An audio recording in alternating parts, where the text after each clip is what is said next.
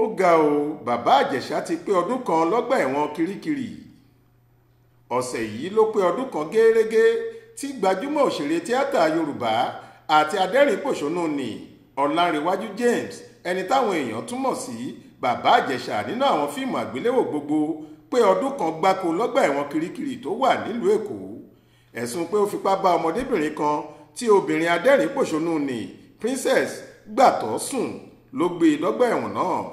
Ẹ̀sùn 6 ni wọ́n kà sí bàbá Ìjẹ̀sà lẹ́sẹ̀ tí onídàájọ́ Olúwatóyìn Táíwò tó dájọ́ yìí nígbà náà lọ́hùn-ún sì jù ú sọ́gbà ẹ̀wọ̀n lọ́jọ́ 14 oṣù keje ọdún 2022 pé kó lọ ṣẹ̀wọ̀n ọdún 16 pẹ̀lú aṣọ ìjọba lọ́rùn.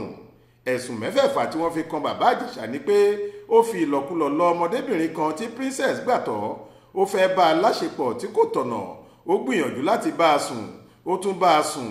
Gbogbo àwọn ẹ̀sùn náà pátá ni ọlọ́pàá olùpẹ̀jọ́ tó fojú bàbá Ìjẹ̀sà balẹ̀ ẹjọ́ lọ́jọ́ 16 oṣù keje ọdún 2021 níwájú onídàájọ́ P.E. Nwaka ti ilé-ẹjọ́ májísírèètì kan tó wà nílùú Yaba nípínlẹ̀ Èkó sọ pé kì í ṣohun tó dáa tí òfin ìlú Èkó kò sì fààyè gba àwọn ẹ̀sùn yìí.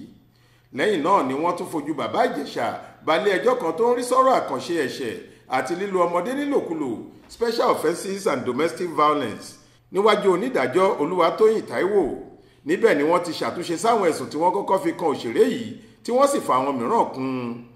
Lópin ohun gbogbo, adájọ́ ọ̀hún pàṣẹ pé kí bàbá Ìjẹ̀sà lọ lo ọdún 16 lọ́gbà ẹ̀wọ̀n Kirikiri tó wà nílùú Èkó fún ìjìyà ohun tó ṣe náà.